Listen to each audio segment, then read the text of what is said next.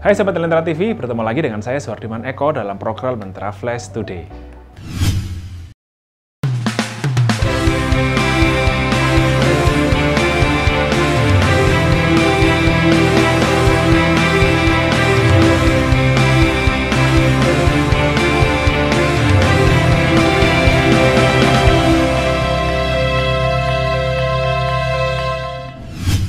Kita mulai dari Cianjur, Jawa Barat. Presiden Joko Widodo untuk kedua kalinya mengunjungi lokasi gempa di Cianjur, Jawa Barat.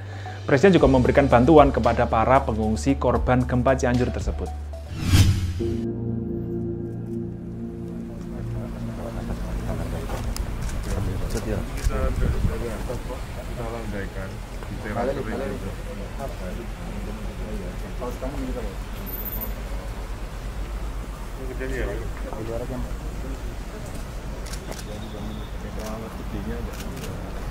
Nanti ini rumahnya yang runtuh dibantu 50 juta ya,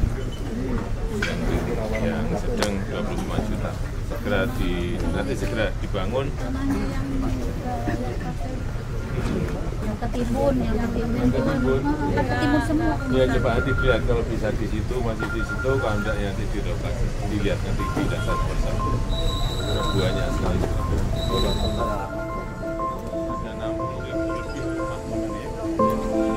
Waktu kejadian saya pulang dari sekolahan Pak, karena saya mengajar. Saya posisi kira-kira 20 meter dari tempat kejadian di situ, yang di Pondok Sate Sinta. Ada tanah gitu, ada urugan tanah. Dan tanahnya itu masih bergerak turun ke bawah. Saya lihat ranting-ranting pohon masih turun ke bawah. Kemudian kira-kira 10 menit di situ, karena saya mau balik kanan tidak bisa, saya tetap di situ. Saya berpikir hari itu adalah kematian saya karena ketertimpa uruk. Ternyata Allah melindungi saya, terima kasih. Kemudian saya sempat melihat ada beberapa mobil yang ada di bawah, truk sama angkot yang warna biru. Kemudian saya menolong satu orang jenazah juga ketika hari itu. Jadi total ada 4 jenazah pas hari itu.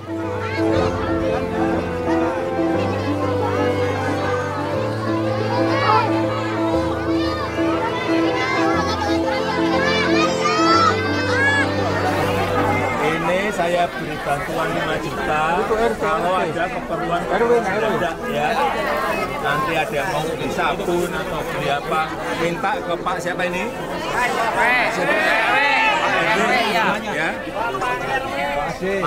Pak RW dibawa 5 juta nanti untuk keperluan mendadak ya. Kalau makanannya sudah, ada masa minum sudah. Kalau beli misalnya sabun dan lain-lain ya. Makasih Pak. Tim SAR gabungan berhasil menyelamatkan seorang anak korban gempa Cianjur dari timbunan longsor hari ini. Diketahui anak ini sudah 3 hari berada di dalam reruntuhan, namun berhasil dievakuasi dengan selamat dan langsung dibawa ke Rumah Sakit Umum Daerah Cianjur untuk mendapat perawatan.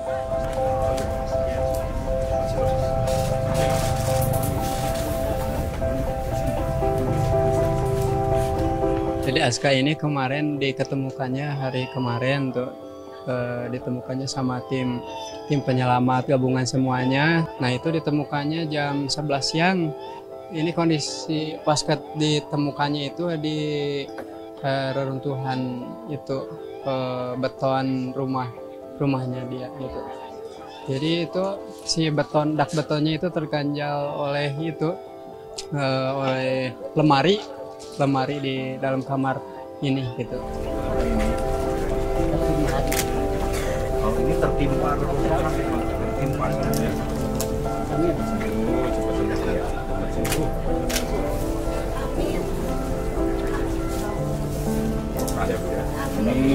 Yang paling penting setelah nanti evakuasi ini selesai, distribusi bantuan sudah bisa menjangkau ke semua lokasi, baru babak berikutnya adalah rehabilitasi untuk rumah-rumah yang roboh berat, sedang maupun yang ringan.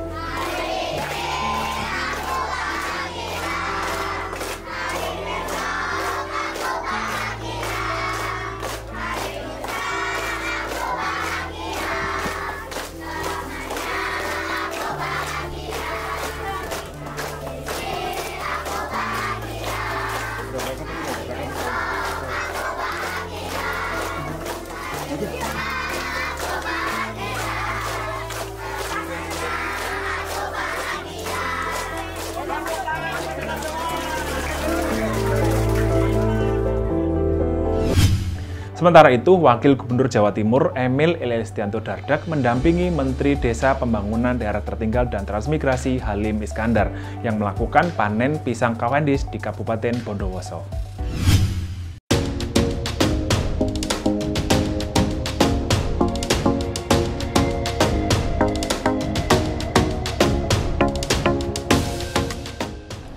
Terkait rencana perluasan lahan untuk ekspor pisang Cavendish, Wakil Gubernur Jawa Timur Emil Elistianto Dardak mengaku Pemprov Jatim mendukung kebijakan pemerintah pusat dan Pemkab Bondowoso agar pisang Cavendish bisa diekspor ke luar negeri. Seperti diketahui, komoditas pisang di Bondowoso memiliki spesifik tersendiri dibanding dengan pisang yang telah dikembangkan di seluruh wilayah Indonesia. Menurutnya, kegiatan impor pisang dalam negeri masih short rate, yaitu sekitar 40%. Sedangkan kegiatan ekspor masih banyak potensi pasar-pasar yang bisa dikembangkan lagi. Besarnya pangsa ekspor buah-buahan dunia, khususnya komoditas pisang, menjadi peluang bagi Indonesia, khususnya Jawa Timur, untuk terus meningkatkan produksi baik dari segi kuantitas, kontinuitas maupun kualitas. Sejalan dengan hal ini, Pemprov Jatim terus mendorong pelaksanaan program pengembangan hortikultura berorientasi ekspor untuk mensubstitusi impor produk hortikultura dan meningkatkan pemerataan ekonomi daerah.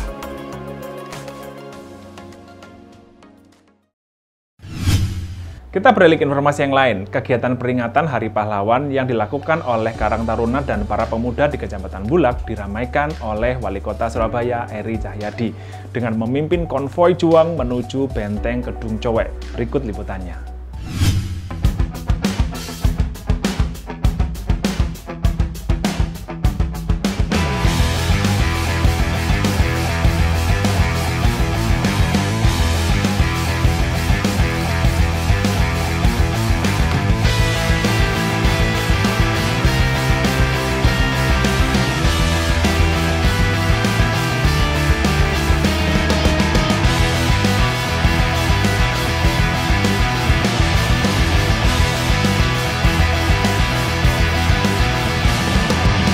Karena saya bermimpi bahwa anak muda ini yang bisa merubah kota Surabaya dengan jiwa-jiwa kepemudaannya. Dan alhamdulillah hari ini dimulai dengan Bulak, kecamatan di Bulak. Semoga kecamatan Bulak ini pemudanya menjadi contoh di kecamatan yang lainnya untuk bergerak.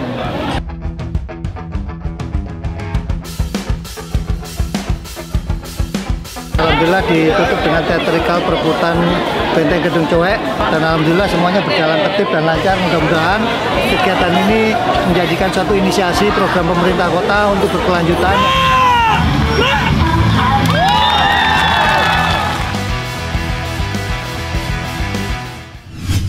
Laporan LSM Advokasi Demokrasi Amerika Serikat menunjukkan ekspansi ideologi dan wacana pro-Tiongkok dilakukan secara digital. Hal itu terus menyasar negara-negara tujuan investasi. Media dan wartawan Indonesia diharapkan menjadi penyeimbang informasi bagi rakyat Indonesia. Pertempuran ideologi demokrasi melawan otokrasi meluas juga ke organisasi media. Laporan LSM Advokasi Demokrasi Freedom House menyebutkan upaya Tiongkok merangkul media global naik signifikan selama Januari 2019 hingga Desember 2021. Indonesia termasuk salah satu negara yang dilaporkan Freedom House dipengaruhi secara masif oleh Tiongkok, termasuk lewat perjanjian pembagian konten dengan kompensasi biaya. Dari konten sharing agreement itu konten-konten dari media Cina tersebut, Xinhua dan China Daily itu sering di-repost oleh media-media ini.